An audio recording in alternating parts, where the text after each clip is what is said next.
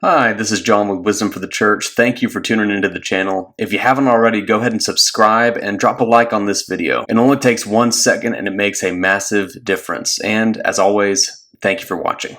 All right, welcome back to Wisdom for the Church. Today, I am excited. We have a new guest, and that is going to be Joshua Abbotoy. He does a lot of things, I've learned. One of them is being a founder of American Reformer. Seems to do a lot of other things as well, like real estate. But yeah, glad to have you on, buddy. Tell us a little bit about yourself. Yeah, it's a pleasure to join you. I grew up in a Christian home. I was homeschooled. I went to Union University for undergrads, a Southern Baptist college in West Tennessee. Went and got a useless master's degree. I thought I was going to become an academic for a while. I say useless, I joke. It was a lot of fun, but I got a master's in Byzantine history at the Catholic University of America, actually. And then that was in 2009 to 2011. And actually, at that time, I was, critical theory was already kind of making inroads in the academy. Okay. And so, I saw like even my thesis advisor was very interested in it. A lot of the young grad students who were studying were interested in it. Sort of surprised me, and was one of the big factors that ended up inspiring me to pivot away from academia. Ended up going to law school, worked as a lawyer for a number of years, and then worked my way over to the business side and private equity. And I guess almost 3 years ago today, I joined. Partnered with Nate Fisher at New Founding and came in on the business side there and helped to get American Reformer off the ground. I still currently serve there as the executive director. And then in all my other time, I'm doing real estate deals. So we've got a project going right now called the Highland Rim Project here in Tennessee, and actually it's a little bit in Southern Kentucky as well. And so just a lot of those things. I'd say that I'm very blessed right now. The Lord's been good to give me a vocation where I can really draw on a lot of the skills that I've picked up over the years, but do it to try to refashion my corner of the world in a particular way, to serve the church, to serve Christians, and and also like to have the freedom to say what I believe in public. I've been in very big institutions in the past where had to some degree self-censor, and so getting out into a situation where I can write and come on shows like yours and talk is it's still kind of a newfound freedom for me, and it gets me excited every time I do it. So that's a little bit about me. Yeah. Well, that's cool. I'm sure. Yeah, if you're a part of a big institution, there's obviously a trade-off there, and one of them is you are under the authority to some degree of that institution's values, whatever they want to have happen. You've got to pick your spots. So Totally. And we'll get to a little bit about, you actually messaged me something that I thought was, you expressed kind of your mission statement maybe in life a little bit, I thought, well, but with all the things that you do, you're probably like, what did I message him? It was profound. Just trust me.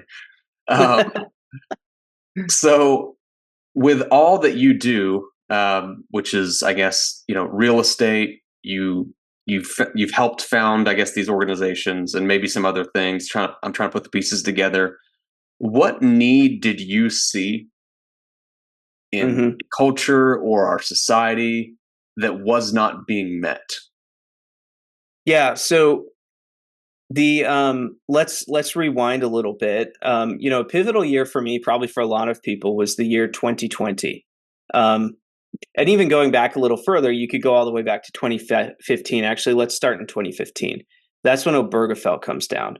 That's when our Supreme Court basically says that traditional marriage is bigotry, and the new law of the land, the new regime, is really expressive individualism, right? I mean, you get to determine what marriage is for yourself, right? Like we're gonna take this institution that's existed in a particular way in almost every human society, and we're gonna say it's the bedrock of society, and we're gonna say that it basically is something that the state gives out to people who love each other, and it just blows open the meaning of marriage.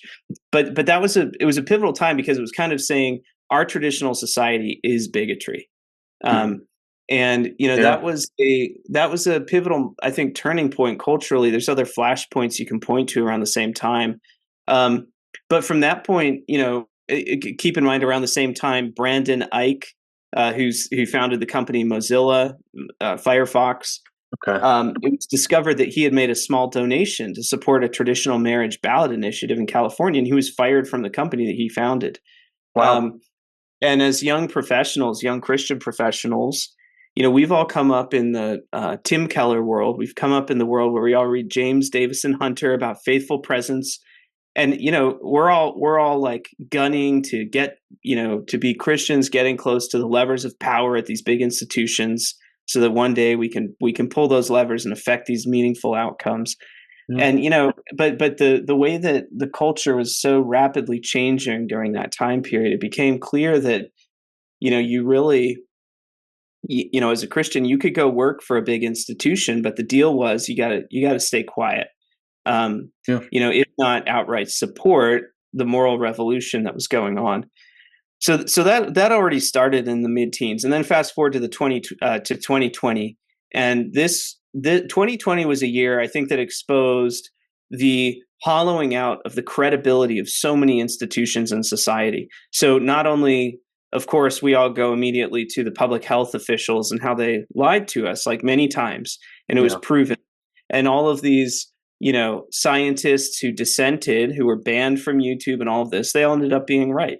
Yeah. And and then of course at the same time we had mostly peaceful protests all over the country that summer, Yeah. and then we had an election that, at a minimum, like every corporation in the country pulled out all the stops to try to get Trump out of office. And Yeah. there's legitimate questions to this day about the legitimacy of the 2020 election. I tend to think that, we'll never know. I mean, the authenticating evidence was destroyed. We don't run our elections in a legitimate way. All of Mm. this creates this huge legitimacy crisis for like our major political institutions and all of this. But the thing that maybe even struck closer to home was it created a legitimacy crisis for Christian institutions and Christian leaders. Yeah. So, I think this is getting highlighted right now very, very persuasively and well in Megan Basham's book. She goes through a ton of these receipts. But any of us who were around Big Eva during 2020, we all saw it. We all anecdotally observed what she's kind of put a broader study around, which is just that evangelical leaders were all looking to the mainstream institutions for guidance. So Huh. they repeated the talking points about COVID. They repeated the talking points in the summer of Floyd. They repeated the talking points around the 2020 election, and a host of other issues, environmentalism, and all these other things. And at that time in 2020, I was working at a big institution, and from my perspective, I was watching the country fall apart, and there were no trusted institutions, not the government, and not even Yeah. Christian institutions. Now, Christian institutions should be more prophetic because they like if you pastor a big church, I mean, you you live off of tithe money. Like you're not under organizational pressure from the New York Times. In a lot of ways, Yeah. you shouldn't care what the New York Times has to say about you, but a lot of evangelical leaders do really care. Hmm. And so it was a sense of sort of frustration, and there's leadership that people in the pews need, and they're not getting. And of course, while I worked for a major corporation, I couldn't do anything about it. But I could talk to my pastor, I could talk to people, but I felt like, for this country to survive what's coming in the coming decades with this total collapse in trust, we need some guys stepping out from the corporate career and getting into, evangelical leadership. And that might be going to existing institutions, or it might be forming outside organizations that act like, what we hope to be is a prophetic voice to these institutions to say, you need to do better. You need to lead in a better way. Yeah. And that's really what American Reformer is. I mean, our mission statement is to promote, a rigorous approach to the cultural challenges of our day, rooted in the Protestant tradition, right? Um, but that means upping our game intellectually and understanding what the playing field actually is, and then it also means helping to cultivate more courageous and virtuous leadership in Christian institutions.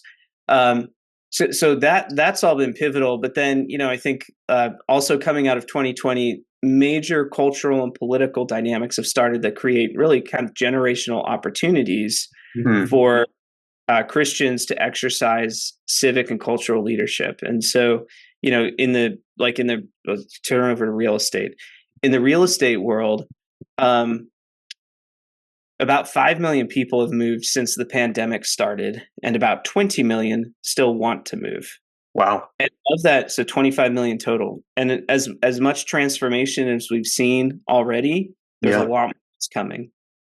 Peter Thiel speculated in an interview earlier this year that remote work could be as transformational for the real estate markets as the railroad was, right? Yeah. And so there's this huge, with all these people wanting to move, it's going to reshuffle the economy. Now, a lot of that 25 million wants to move to rural areas, and people who want to move to rural areas, I can tell you what they tend to be. They tend to be Christian. They're more Christian than the average American. They're more politically conservative than the average American, and they're more culturally conservative than the average American. For the first time ever in the last 2 years, political and cultural factors have started popping up in the top reasons for why people move. I mean, tax rates and property values and the weather, that stuff still matters, but we're starting to see people citing cultural and political factors. I'm in a small town, and an undisclosed town because I haven't announced it publicly yet. But in this small town, I talked to local business owners. Some of them are transplants, and they're literally like, "Yeah, we left California because of Gavin Newsom, right? We didn't feel like we could raise our family there without being persecuted." And so that is happening at a broad scale. There's studies, it's substantiated, and a lot of people have seen it anecdotally. And this creates an opportunity because right now you have millions of people essentially just pulling up a map and dropping a finger somewhere. But what if you can channel that, right? What if you can get those people into regions where they all move, they move in scale together? What can you start doing if you channel that energy towards productive ends? And so that's really what we're doing with our real estate play, trying to create communities and revitalize small towns and also help, assimilate people who move from California or New York. They're usually culturally and politically conservative, but there's cultural differences. And so there's a lot of work to be done with the assimilation process and teaching new cross-country migrants how to be good neighbors, but when you get people with those shared values, like cultural and political values, in one place, you really start to get some exciting opportunities. You can create new institutions. You bring in money a lot of times to places that haven't had a lot of money in the past. And that creates it blesses, local business owners. It creates the opportunity to build new businesses, new Christian institutions, plant new churches, all of this stuff. And hopefully, in the long term, we know that God's way is good for us as humans. It's not, of course, we know it's not always a perfect plan. Sometimes righteous people suffer, but in general, if you follow God's laws, it's like a blueprint for how to live life well, right? Like following God's laws are good for us. And so I think over time, if we can do this and we can build communities that have a general characteristic of attracting people who want to live a traditional way of life, it's going to be good for them. It's going to create good, healthy communities. That's going to be attractive, and it's going to be, an interesting witness in a broader society that has increased dysfunction. Yeah. So that's a lot. I appreciate that. Yeah, I threw out a lot there. No, it was all really good though. One little question you might have pondered with that, when you said people leaving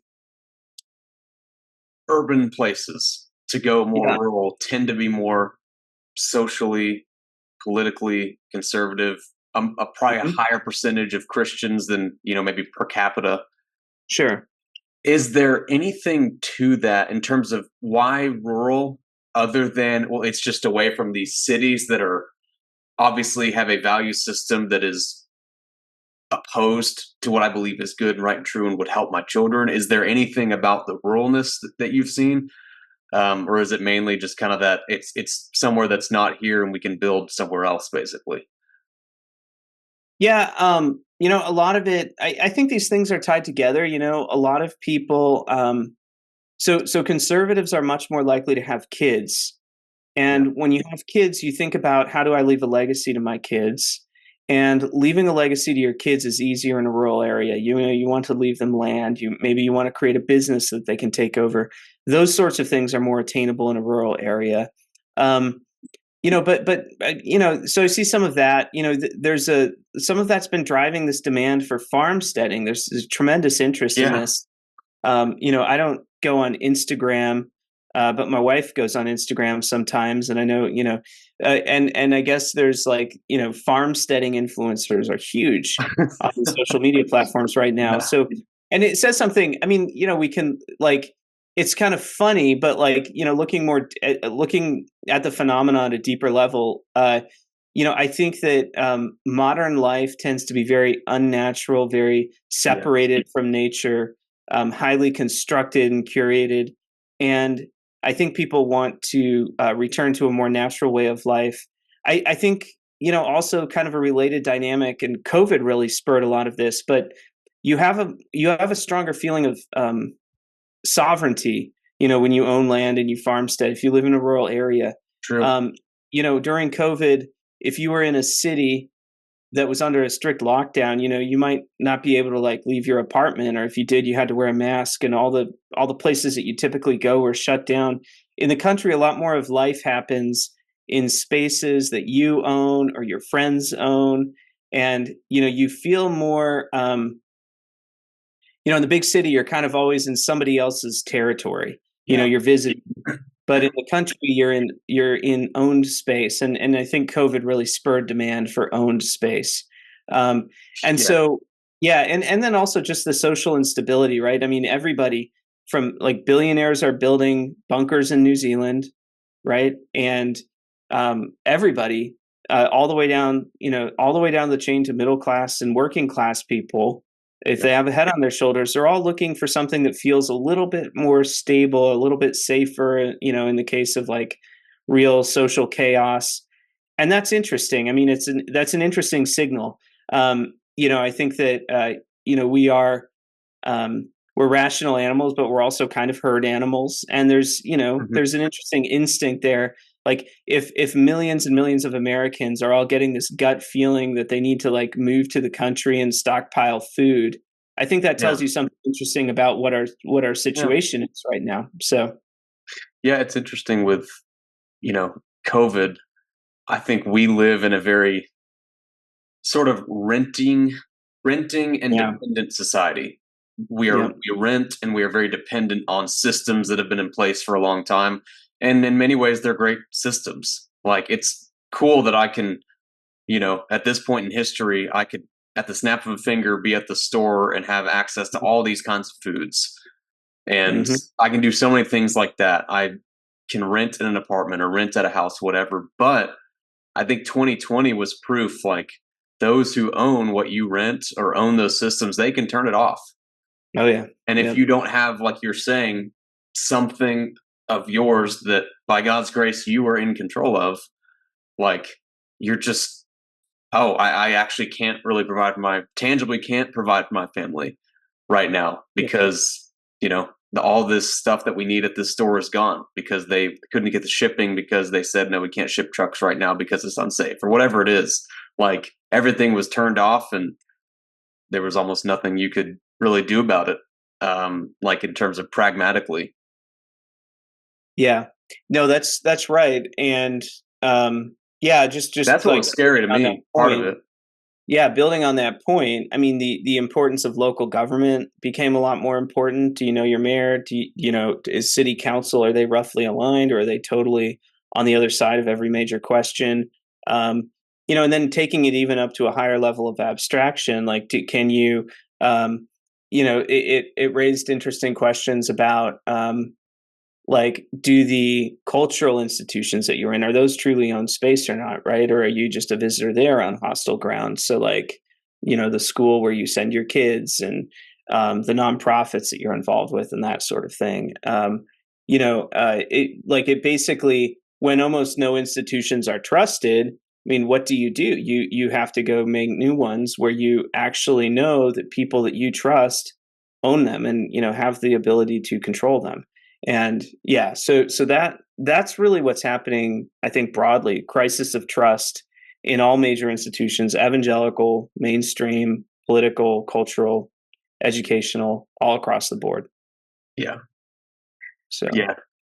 With that sort of a thing too, I think some people they might push back and say, well, all of this hysteria, you have a lack of a trust of God or something, right? You need to trust the Lord's sovereign hand in all of this, not be worried. But I would say that I've seen a lot of faithfulness in people that are seeking to do things like what you're doing. It's actually out of trust in the Lord that we're actually taking a step of faith, to start a business or to put our heads together and to do this or that. Um, any thoughts on that? Have you seen that pushback before? If you're creating an institution or if you're trying to build something in society, maybe you haven't, but I feel like I've kind of gotten that sentiment before. yeah, yeah. I mean, I have. I think you're exactly right. I mean, you could kind of flip it and say people who want to stay in a lot of the existing institutions are putting their trust in those existing institutions, right? And Mhm. it's so I'd say, like, look, anytime you join an institution as an individual, like, no institution is perfect, no church is perfect, no college is perfect where you might want to send your kids, all of these things. It's always a set of trade-offs, right? Yeah. And of course, in the case of church, like, we have to go. We've got to be in a church somewhere, even if it's not perfect, right? Yeah. But there's always these trade-offs, like generally you should try to stay in things, but then they get to a certain point where you can't really change them. They're on a bad trajectory. You can't change them, and so at some point, wisdom dictates I need to leave. I need to resituate myself, Yep. and I'm spending too much time playing defense. I'm spending too much time worrying about nefarious influences when I could be building something, when I could be operating at full capacity. Instead, Yep. a lot of my mind share is taken up by these, like, institutional squabbles and fighting battles that I really don't. It's a waste of time to be fighting because, so for example, I mean, if you're still, in some of these bigger, evangelical institutions, if you're still in an evangelical institution where you're, having to fight about, CRT and some of these other flashpoints that have come up over the Yeah. years, it's like that's if at this point in time those are still sort of live questions, that's just tells you a lot about the character of the institution, and it's probably one 100%. where you're going to be fighting battles all the time. So, what's the is there, like, are you really operating in an environment where you can actually be effective, or are the people on the top kind of hopelessly dedicated to a course that's, Yeah. in which you're never going to be able to achieve what you want to? So, that's, I mean, there's no hard and fast rules here, right? I mean, Yeah. this is a wisdom thing. Um, and yeah, to your point, I mean, what we're doing is absolutely new. There's no playbook to follow. We have to trust the Lord, and I think that, yeah, I mean, I like, we can't rely on sort of proven, conventional wisdom or things like that. It's uncomfortable at times, but it's also a lot of fun. So Yeah. Yeah. That's true. Uh, it is an exciting thing when you're putting your head together with people. Mhm. Just even in small things in life, on like a project or something. So Yeah. seeking to, by God's grace, be faithful as a Christian and see things, therefore, in society grow that are consistent with God's character and help people. Like that's incredible. I the key word that's coming out to me over and over as you're talking about, kind of your heart about, your life and what you want to see is build, Hmm. build. And that is something where you mentioned, you know, defense. And Hmm. in life, you do have to play defense. We know that we're supposed to give a defense for the faith that's been delivered to us. But I've talked about this before with others, on here. It feels like for, biblical Christians and even just for conservative Americans in general, my entire life has just been defense. Like only Hmm. defense, only keeping away like this big bad wolf that's coming, which we have to do. But Hmm. there's not been something that's been, instead of this, here's a path forward. Yeah. I'm sure there's been some, obviously, but in general, it's always felt more like let's try to slow down the bad. Um, Mm. and one of my, it's interesting you talking about, from 2015 onward. Yeah. One of my favorite names for a ministry in like the last 5, 6 years was Joel Webbin's ministry, Right Response Ministries, Hmm. because of the phenomenon that you were talking about, over the last few years, where it's like at every turn, overall Christian institutions have been getting talking points. Just wear the mask, just care about people of color and accepts that everything that is said under that banner is okay. Like, just do this. And it seems like they're just taking talking points from like an MSNBC host or something.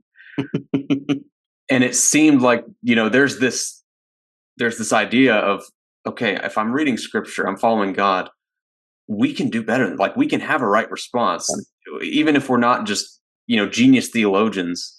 So the idea of right response, as well as that's our Hmm. defense, and also here's offense. Um, I think I think Christians are starting to understand that has to happen, and there's people that are seeking to do the types of things that you do that are like, oh, the Lord, we can make a difference in His church and in society. Um, Yeah.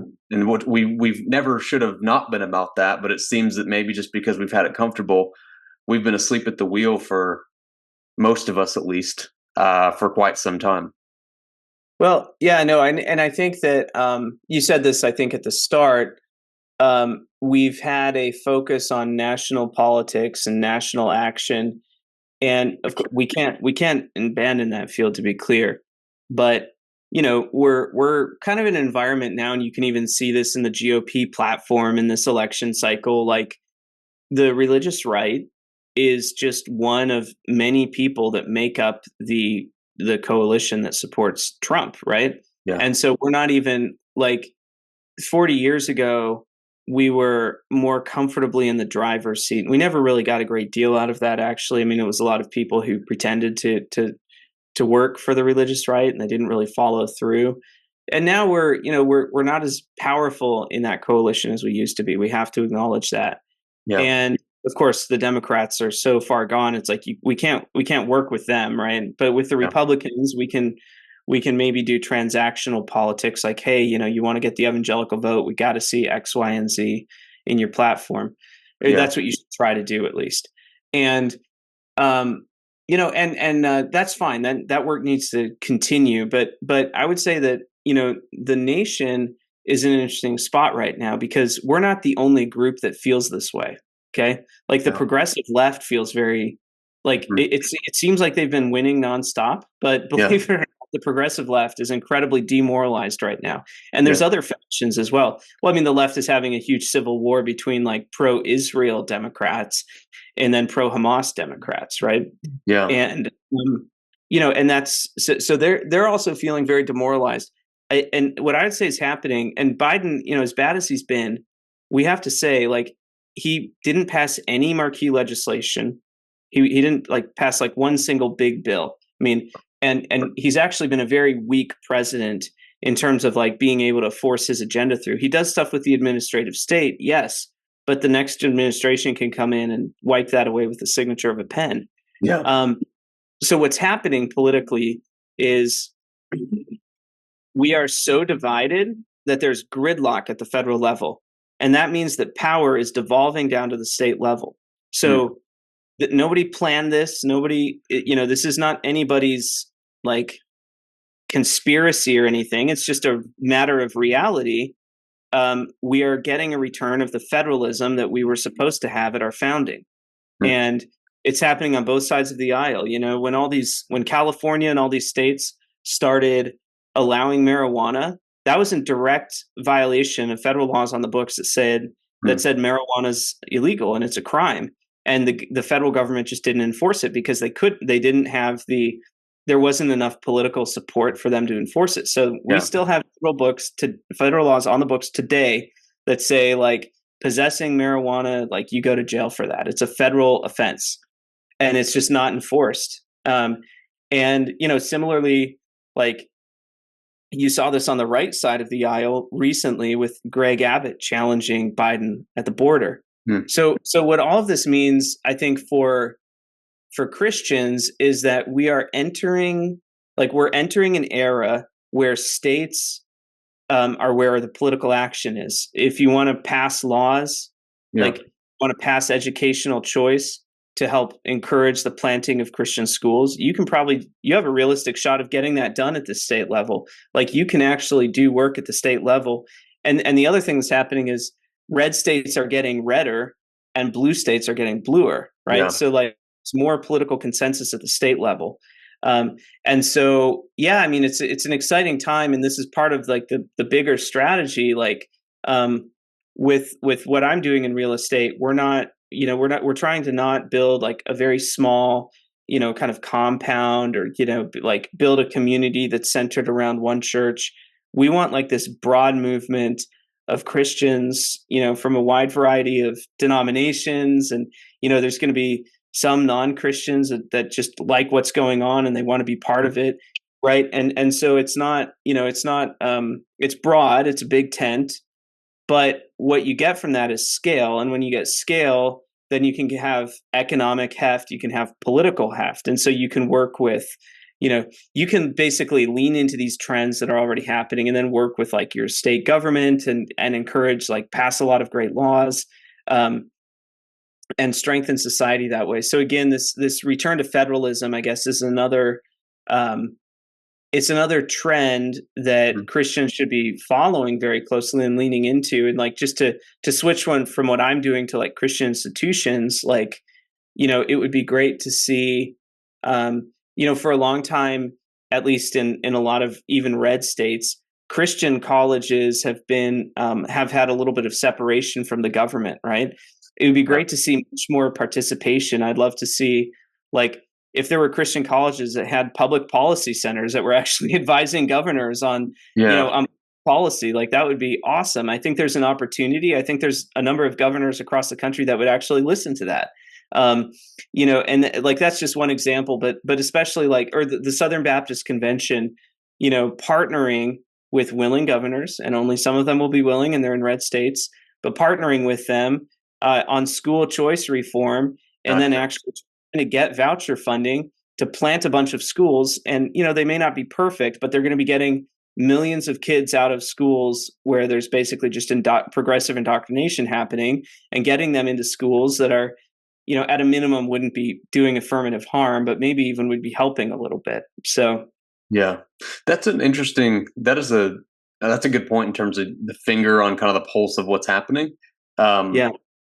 One example, the most obvious, I suppose, example that comes to mind of quote unquote the state level is where the action is right now is Governor Ron DeSantis.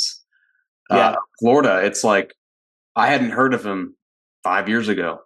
He was strong in his convictions and what he was about and what he thought it would be actually what good would be in his actual state. And there have been actual tangible effects of that in his state. And it's had a lot of impact on Americans. People have moved to Florida because they liked certain policies that he had about, like, I think school choice, or a little bit more relaxed with, masking or non-mandates. People saw that and they wanted to build their lives there. And before him, I don't know if I would have ever been able to say like, oh yeah, this was like a really impactful governor. Yeah, I mean, which is you know, that I'd ever heard of.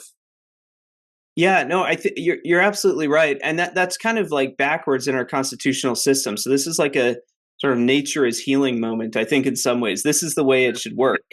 Um, and yeah, no, I mean, I think like there's a very small move that DeSantis made during the pandemic that I thought was really telling. So he hired a surgeon general and like really publicized it, and the surgeon general was getting out there talking, contradicting the U.S. Surgeon General.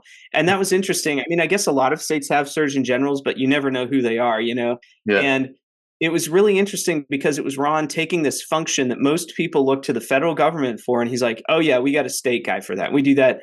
You know, like at a broader level, this is what we need to train voters to do and a lot of even businesses. But like when I lived in Texas until very recently, and I would always tell, you know, I'd always tell people in Texas, this is how you should talk to Greg Abbott. But like the immigration, you know, for a long time, Republican governors, well, it's not the state's business. Yeah. You know, the feds are messing up the border, but you know, my hands are tied.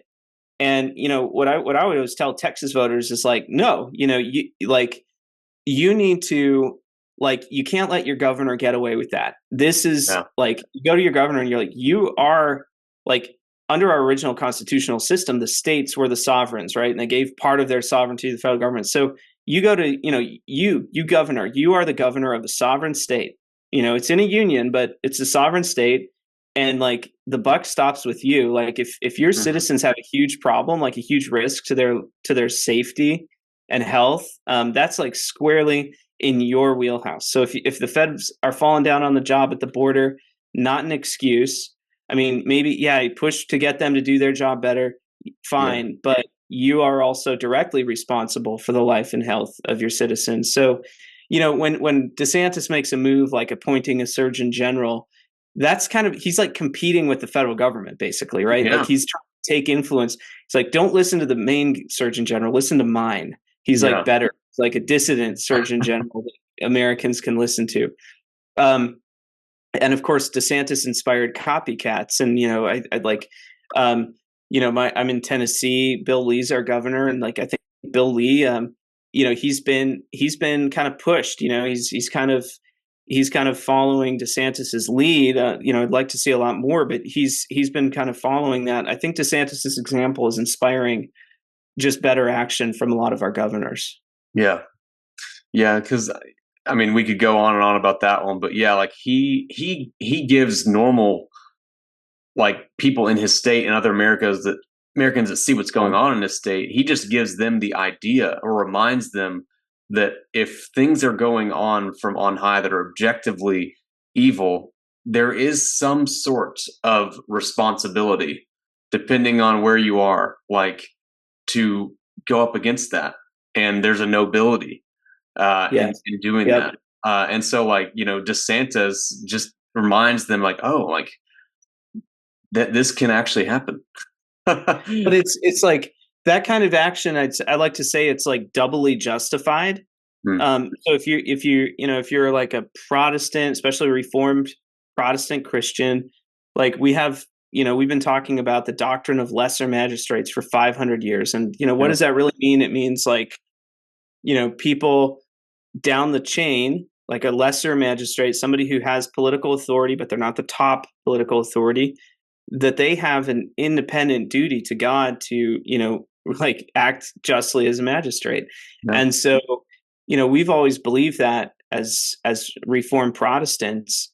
And then turning over to our political tradition, like that's like what our founding was, you know, like our states governors were sovereigns at our founding, Yeah. and they, you know, or the states were sovereigns rather, and the governors were working for the states. But um, you know, so like this kind of more aggressive, creative, disruptive action, this is exactly, you know, it's kind of doubly called for from both like a Christian perspective and America's own civic tradition. And you know, I mean, the this is like sort of a sub point, but you can have like the Ron DeSantis style behavior even at more local levels of government. So there's a lot of untapped potential even at lower levels. I mean, and some of this is just like getting aggressive about making the news for the right things, but Yeah. like a town it's not exactly where I live, but a town down the road in Murfreesboro, Tennessee, like Hmm. they banned certain public displays of rainbow flags, and they got a lot Yeah. of negative attention, but you know what happened? A lot of conservatives moved there because they liked it, and a lot of progressives left. So there's very interesting stuff you can do at lots of different levels of government to really get aggressive about protecting, like fostering, good, virtuous public behavior. Yeah. And, as we're speaking about, Protestant tradition, that is not a lack of submission to the governing authorities. That's actually that's exercising the appropriate muscle of prophetic Yes, voice about here's what a civil authority is. And right. here's why we are saying no to this and yes to this, because you're outside your jurisdiction here, or you are, doing what is evil here, and we're calling you to account for that. Um, Yeah, yeah, and Submission is not a blank check, basically. Uh, no, that's right, that's right, and like the traditional conservative perspective on this, it comes from like there's a saying from a man for all seasons, the movie about Roger Moore in England, but he basically says um, he's being encouraged to pursue a political rival, like out, kind of using aggressive legal means, and he says, no, I'm not going to do that.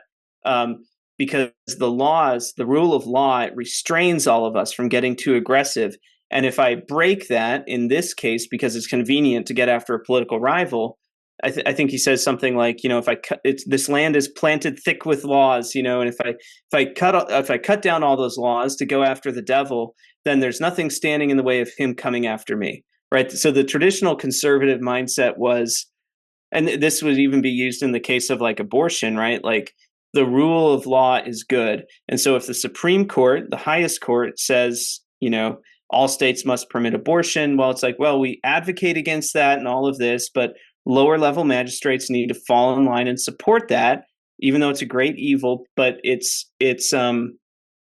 supporting the rule of law.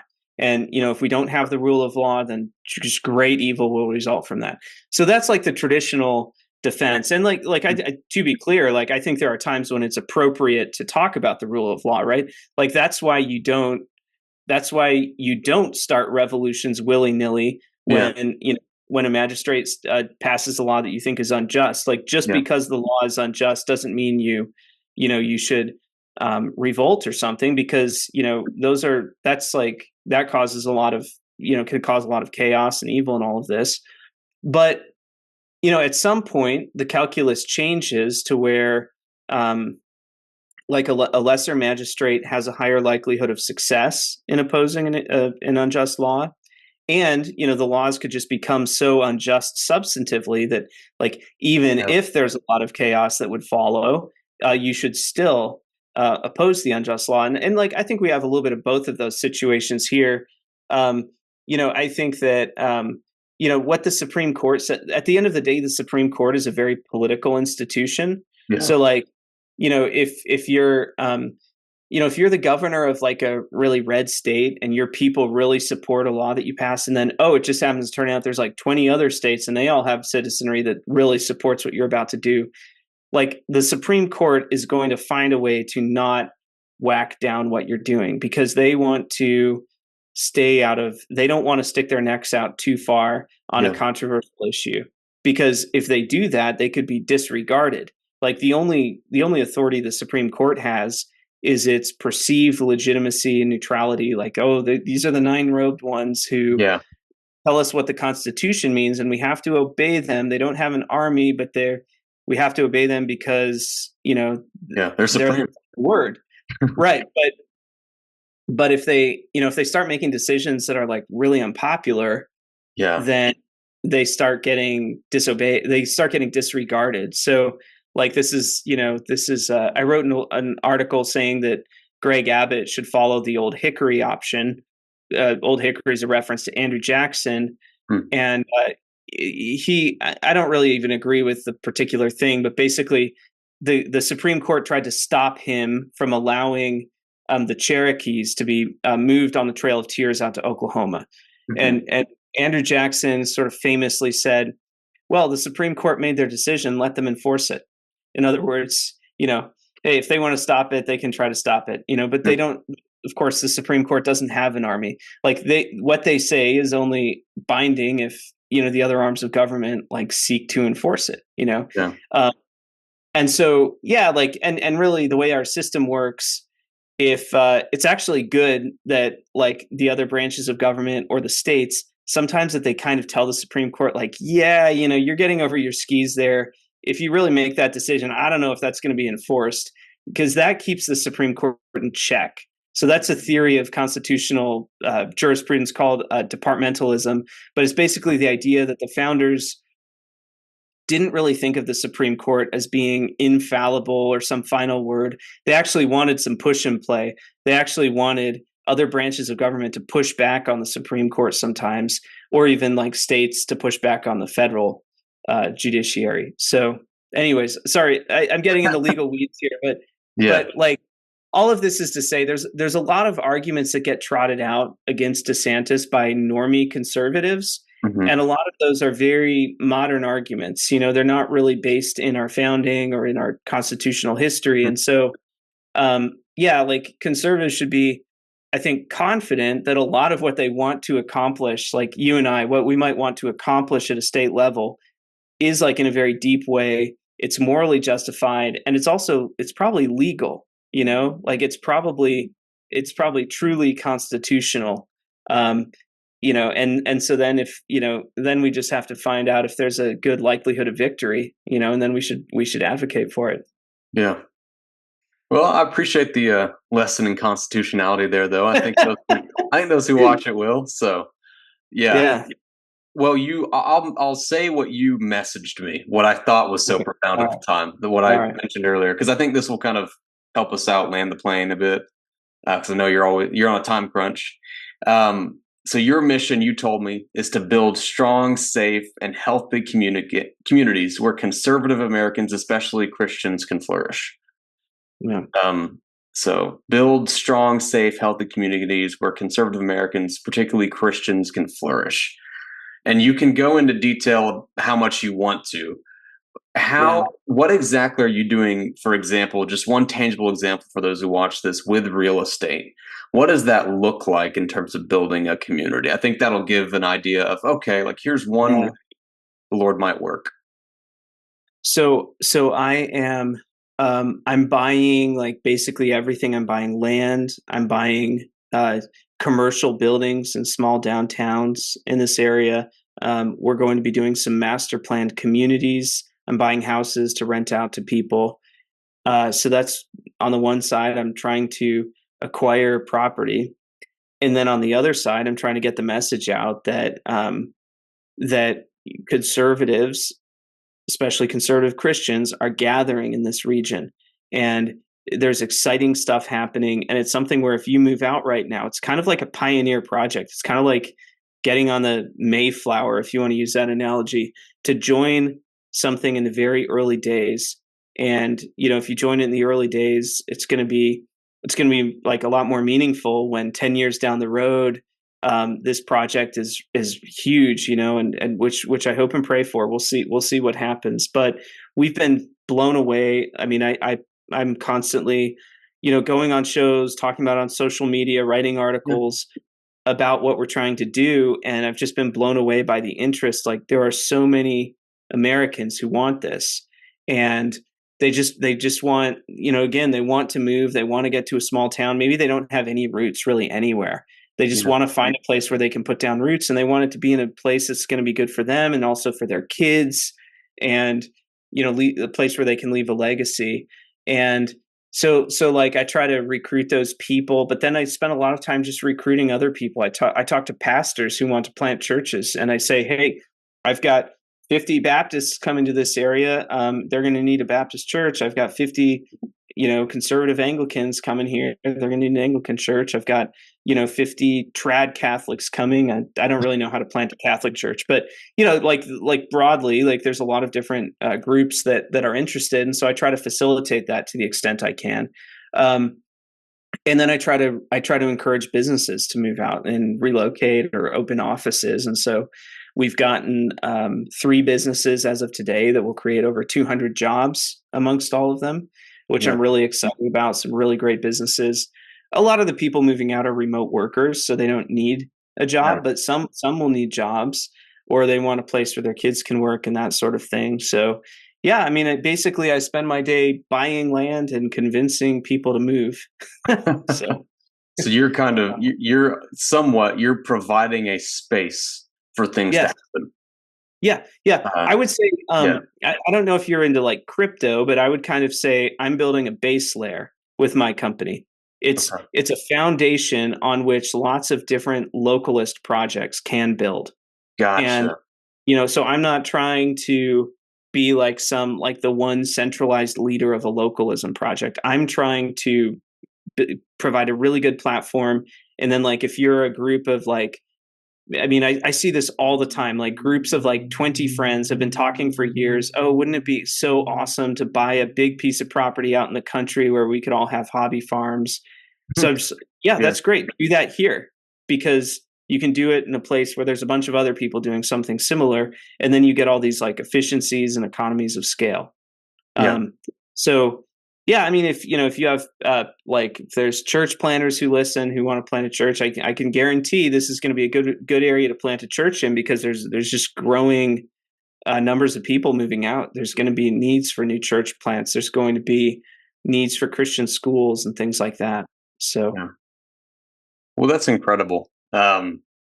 Yeah, it sounds like the possibilities with that, what you're doing, but people doing similar things. The Lord can do much with that kind of strategic planning, and also, I think there is an element too in that kind of a thing, also of generosity. Even though if someone if you're renting to someone, obviously you benefit, your family does, but they are benefiting by having the space to now go create something. mhm. And so I think that's a really cool just idea, and just the idea that Christians can build Yeah, is something that, as basic as it is, has been a lost art for a lot of people. Whether it be reform in the church, and then branching out from that, reform in society, reform in families, all of these different things. It seems like for a long time, just no, just play defense and just survive, basically. But the Lord has called us to be faithful, and yeah, I appreciate it, man. Is there somewhere? Where's the best place that people can get more information about kind of what you do, Joshua? And yeah, yeah. Yeah, so I'm on social media. My handle is business, BYZNESS. So that's a good spot. And then if you want to learn about what we're doing with real estate, maybe even put yourself on a wait list, you can go to newfounding.com and click on our real estate tab, and that'll you can read about the project and you can get put yourself on a wait list. We are we're going to be announcing our first location in 2 months. And wow, when we do that, we're going to have like, different farms or neighborhoods that we've put together. And it's going to be a lot of fun. And I think it's going to like sell pretty quickly. So like, encouraging people to like get on the wait list, watch your email. There will be announcements coming on that. And yeah, I mean, I think that, but there's no rush. We're not going anywhere. We've got more projects in the pipeline as well. So, but yeah, that would be where to go. well, that is exciting. I'll be able to put something to those ends in the description of the video, and I've appreciated the insight as well as the constitutional lesson. That was the best part. Oh, I got a little bit technical there, but it's important. I mean, we're like, to use another analogy, a lot of it feels like there was a way of doing things from like World War II until today, basically, Mhm. that is no longer working as well, right? It's not applicable.